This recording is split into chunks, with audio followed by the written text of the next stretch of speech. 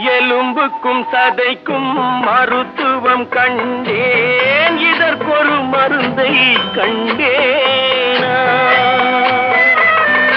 இருந்தால் அவளை தன்னந்தனியே எரியும் நெருப்பில் விடுவேனா?